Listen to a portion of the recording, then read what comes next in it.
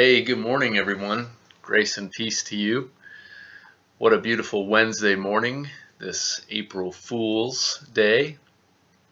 I wanted to share a thought that I had last night with you this morning, and it started from a book that I'm reading called The Man on the Mountaintop by Libby Spurrier.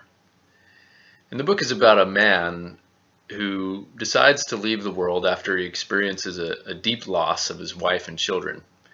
And he's a young man, he's in his 30s, I believe, and he decides to leave the world to go live this ascetic lifestyle on the side of a mountain and seek God, seek peace, and become a holy person, trying to find some sort of grounding and normalcy in his life.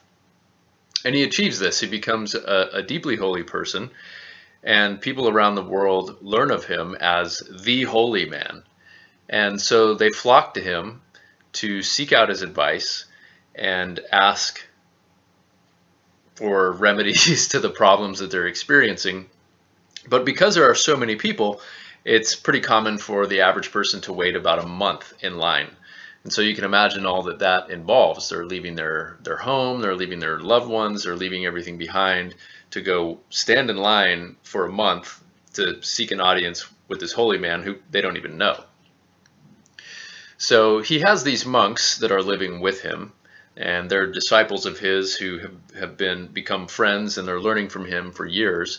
And they're all wearing similar robes and things, and they all take turns going from the hermitage on the mountaintop, which is about 10 miles up in elevation, down to the village to get supplies and then bring them back up again.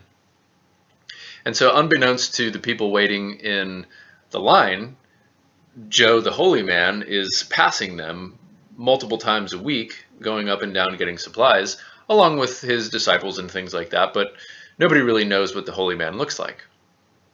Well, as the book progresses, Joe becomes ill and his health is failing, and he's having this conversation with his disciples who are lamenting his illness and wondering what they're going to do now. What will the world do without the holy man?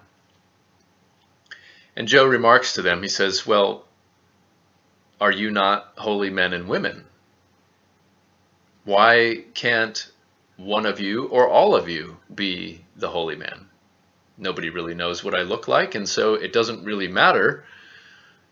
You're holy. You can give them the advice and help them find the holiness within themselves, because nobody knows what I look like. And that reminds me of a passage in Scripture. It reminds me of Jesus' arrest in the Garden of Gethsemane. And that night, when the temple guard arrived with Judas, Judas had to give him a kiss on the cheek to signal to the temple guard who Jesus was, because they didn't know what he looked like. Jesus could have been walking right past them and they wouldn't have known. Jesus didn't have any particular features that stood out among the masses. He wasn't any different looking than the average Middle Eastern Jew at the time. And so to anybody else, he was just another common guy. And it just makes you wonder, how many people do we walk by all the time that we sit next to in public places, at the DMV or the doctor's office or wherever we are, having conversations with strangers, having conversations with Jesus in the form of a stranger, the common man, the common woman.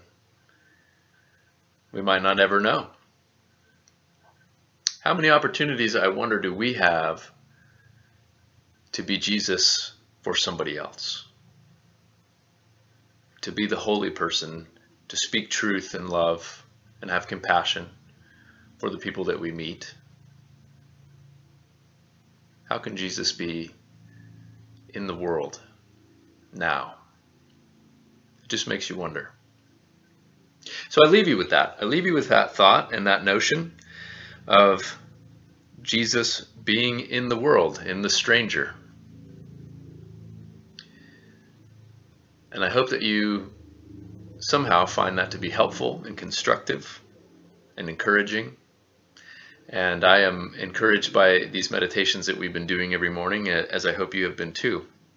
And so if you have any ideas or have something that you would like me to cover or a question, please don't hesitate to send them in. I'd love to see them. I'd love to hear them.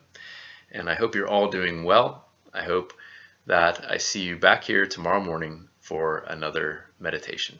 Blessings to you, peace and love. See you tomorrow.